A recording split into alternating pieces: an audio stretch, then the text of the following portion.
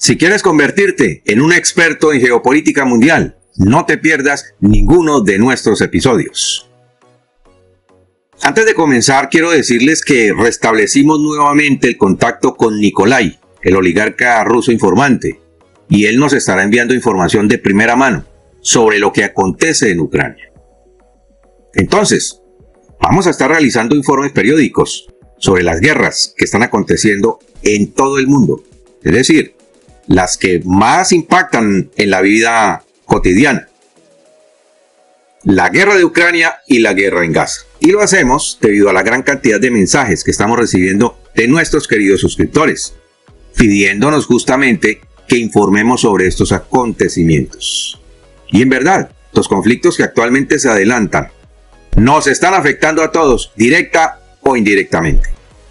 Por tal motivo, en este informe estaremos analizando lo que está ocurriendo en el campo de batalla en Ucrania. Bien, dicho lo anterior, continuamos. En este informe te estaremos contando lo que nadie está diciendo. Por eso te invitamos a quedarte con nosotros hasta el final del informe para que puedas sacar tus propias conclusiones. Si no te has suscrito todavía a nuestro canal y si te gustan esta clase de informes, te invito a que lo hagas ahora y a que actives la campanita de las notificaciones para que no te pierdas nuestras próximas publicaciones.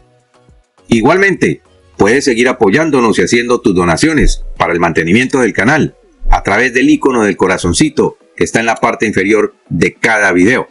Y muchas gracias de antemano a todos nuestros queridos donantes. No olviden que su apoyo y sus donaciones nos ayudan a mantenerlos oportunamente bien informados. Bienvenidos como siempre al análisis de la geopolítica mundial. Lo que está ocurriendo en Rusia no tiene precedentes en la historia moderna de los grandes conflictos mundiales. ¿A qué nos referimos con esto? Es bien conocido que el agresor en esta guerra es precisamente el Estado ruso, en cabeza de Vladimir Putin. Sin embargo, el líder ruso jamás pensó que Ucrania fuera a hacerle tanto daño a la infraestructura de Rusia.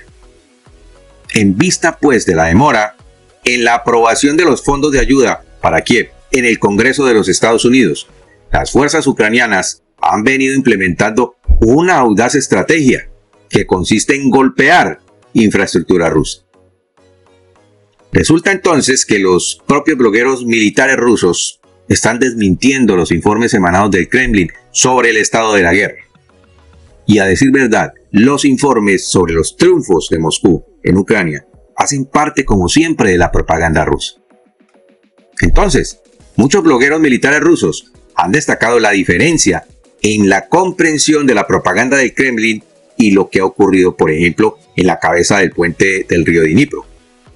Según los informes, a pesar de las afirmaciones rusas, las fuerzas ucranianas todavía no han perdido el control de su cabeza de puente en el Dnipro.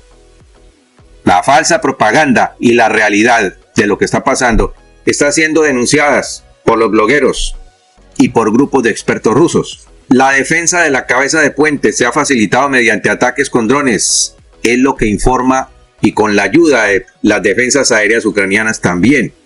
En lo que parece un giro improbable de los acontecimientos, la cabeza de puente ucraniana sobre el Dnipro parece mantenerse firme frente a las repetidas acusaciones de otros blogueros militares en su intento por exponer los esfuerzos de desinformación del Kremlin, según el Kiev Post. Esto ha sido una investigación y un trabajo de inteligencia para poder confirmar esto. En una conferencia televisada, el ministro de la Defensa ruso, Sergei Shoigu, afirmó que el ejército ucraniano había sufrido una derrota en la cabeza de puente del Dnipro, cerca de Kherson.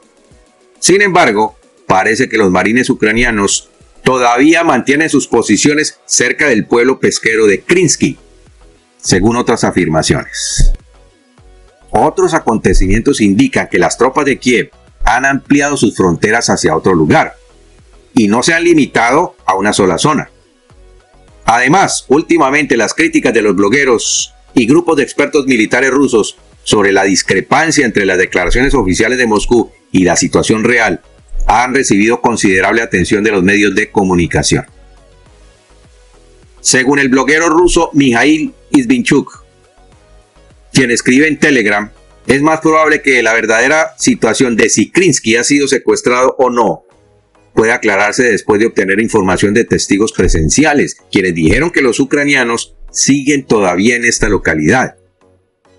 El canal ruso de Telegram, Military Informant, confirmó que no pudo verificar las afirmaciones del Kremlin de que la cabeza de puente había sido eliminada por los rusos. De manera que allá hay varias fuentes que dicen y que afirman que los ucranianos todavía se encuentran en el lugar. Sin embargo, dice también que los rusos controlan parte de los restos del asentamiento y están a pocos kilómetros de los ucranianos en la cabeza del puente. Bien. ¿Qué otra cosa dice este bloguero? Enfatiza que la absolución de Krinsky por un lado y la declaración sobre la presencia del enemigo en los sótanos pueden ser simplemente contradictorias. Según informes de Ucrania, la ofensiva rusa en la región ha encontrado resistencia por parte de las fuerzas de infantería ucranianas, que cuentan con defensas aéreas eficaces y apoyo a las operaciones con drones. Ojo con esto. En enero, el Ministerio de Defensa del Reino Unido señaló que Rusia parecía tener poca respuesta a los ataques con aviones no tripulados ucranianos en el río Dnipro, debido a la falta de capacidad de guerra electrónica. Los ucranianos han eliminado todo este tipo de artefactos. Y esto es lo que está pasando desde enero hasta los primeros días de febrero. Y escucha muy bien esto. Durante las 2 primeras semanas de enero, los soldados ucranianos fueron asediados mientras luchaban tenazmente para mantener su posición sobre el río Kei. En esos días, los marines y soldados ucranianos en tierra compartieron con The New York Times que en diciembre un gran número de ucranianos habían fallecido lamentablemente, a veces incluso antes de haber cruzado el río Kei. No fue una lucha por la vida, simplemente fue un suicidio, exclamó Oleksy, uno de los soldados ucranianos participantes en esas operaciones. Otro soldado llamado Dmitro, según el Washington Post, mencionó que sentía que él y sus camaradas simplemente fueron enviados a los lobos, cuando les dijeron que cruzaran el río y que luego mantuvieran el terreno en la orilla este, en la parte este de ese río. Estas informaciones, en las que ciertamente los ucranianos perdieron muchos soldados, salieron a la luz, obviamente, y fueron aprovechadas por el Kremlin para afirmar que están ganando la guerra. Entonces, el Kremlin está informando sobre la toma de Krinsky como un esfuerzo para ayudar a mantener noticias positivas, con miras a las elecciones presidenciales de este marzo de 2024. También se está viendo que Moscú está minimizando las expectativas sobre la desobediencia de las Fuerzas Armadas rusas en Ucrania. Entonces, ¿qué es lo que está pasando en realidad? Las elecciones presidenciales en Rusia están próximas a ejecutarse y Vladimir Putin necesita con urgencia, y escucha muy bien esto, con urgencia mostrar ciertas victorias en el campo de batalla. ¿Por qué? Porque ciertamente su popularidad entre los ciudadanos rusos está caída. En Rusia los resultados de las encuestas son manipulados por el Kremlin o contratadas específicamente para que muestren resultados favorables hacia el líder ruso. No obstante, hay varias encuestadoras que están realizando sondeos de opinión online, en donde los ciudadanos no tienen que mostrar sus rostros y tampoco tienen que identificarse. Y estos informes están lejos de la manipulación de Vladimir Putin, por lo tanto son más reales y más creíbles. Es por esto que en varios informes vamos a estar mostrando las pérdidas del ejército ruso y la forma como Vladimir Putin está reaccionando. Ahora, en los últimos días, los rusos han perdido 2 valiosos aviones A-50 y se dice que Ucrania apuntó a una fábrica que trabajaba en reemplazarlos, en fabricar 2 más. Según los informes, Ucrania lanzó ataques con aviones no tripulados contra una planta de aviones en el sur de Rusia. Se creía que la instalación estaba involucrada en la revisión de los aviones de vigilancia A-50 en su mantenimiento, que asumen funciones importantísimas dentro de las actividades de Rusia en la guerra de Ucrania. Un avión A-50 estacionado en esa planta supuestamente resultó dañado, como mencionó un legislador ucraniano. Los informes afirman que Ucrania atacó una planta de aviones rusa con base en Taganrog, utilizando drones durante la noche del jueves a amanecer viernes.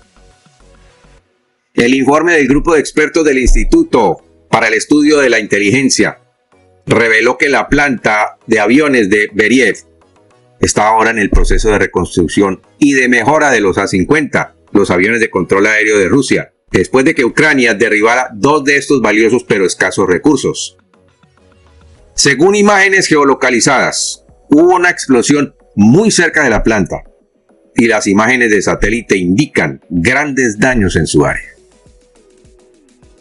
El Ministerio de la Defensa ruso declaró que sus fuerzas habían interceptado la noche anterior 41 drones ucranianos sobre el óblast de Rostov.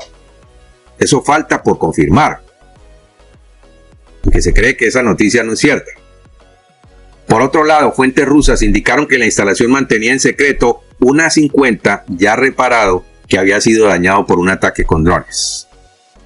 No hay información clara disponible sobre el cronograma de cuándo el avión sufrió los daños, pero según el ISW, podría haber sido durante el mes de febrero de 2023 en la base aérea de Machulivsky, en Minsk, en Bielorrusia. Sobre esta gran pérdida de los rusos, informamos ampliamente y dijimos que a raíz del ataque de este avión, el Kremlin había decidido retirar su flota de aviones de vigilancia de Bielorrusia. El avión A-50 en la planta de Taganrog había sufrido graves daños y las imágenes de satélite antes del ataque con drones habían mostrado un A-50. Este avión es uno de los aviones de alerta temprana por radar de Rusia y puede detectar misiles ucranianos entrantes, por lo tanto es de suma importancia para ellos. También puede identificar objetivos terrestres del enemigo. A pesar de su importancia para la Fuerza Aérea Rusa, los aviones son pocos en número. El jefe de inteligencia ucraniano Kirilo Budanov informó que el Kremlin tenía solo 6 A-50 a mediados del año pasado. En una actualización de inteligencia publicada recientemente por el Ministerio de Defensa del Reino Unido, se sugirió que las pérdidas se han vuelto insostenibles y por lo tanto es probable que Rusia ya no esté empleando su flota de aviones A-50. Entonces, a raíz de la tardanza en la aprobación de la ayuda de Washington, la estrategia de los ucranianos consiste en lo siguiente. Desde febrero de este año, están concentrados los ucranianos en atacar con fortaleza la infraestructura de hidrocarburos rusa, como se ve en este depósito de petróleo en la región de Kursk, al igual que tiene como objetivos también bombarderos estratégicos del Kremlin y sus aviones de vigilancia de reconocimiento A-50. Todos estos ataques afectan a los rusos en su bolsillo y disminuyen su capacidad de enfrentar la guerra con éxito. Otro informe dice que un depósito en la región de Kursk se convirtió en el lugar más reciente en ser atacado. Esto significa que la infraestructura petrolera y de combustibles son también objetivos prioritarios de los ucranianos. Según los informes, la explosión de este depósito en Kursk se produjo alrededor de las 7 de la mañana del domingo, después de haber sido alcanzada unas horas antes.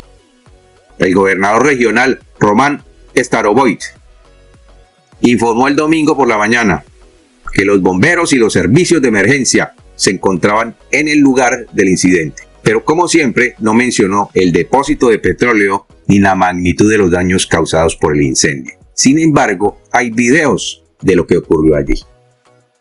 Según el Ministerio de la Defensa británico, como parte de un plan ucraniano para atacar instalaciones de petróleo y gas en toda Rusia, el ataque llevó al Kremlin a imponer restricciones a las exportaciones de combustible durante 6 meses para hacer frente a una inflación inminente. El jefe de inteligencia Kirilo Budanov cree que debido a varios ataques con vehículos aéreos no tripulados contra plantas de refinería, la capacidad de refinación de Rusia probablemente se está viendo reducida por el momento. La prohibición de este año sigue a la prohibición de 3 meses del año pasado, que comenzó a mediados de septiembre. En 2021, esta prohibición fue precedida por amenazas de agricultores rusos que planeaban protestas, a menos que el Kremlin actuara contra el aumento de los precios del combustible. Los costos del combustible ruso se han elevado un 10% en los últimos 3 meses, debido a que las plantas de petróleo y gas han sido atacadas por drones ucranianos. En otro caso, una importante instalación de exportación de productos químicos cerca de San Petersburgo fue también atacada, mientras que al mismo tiempo fueron atacadas refinerías en la región del Mar Negro y de Rusia Central.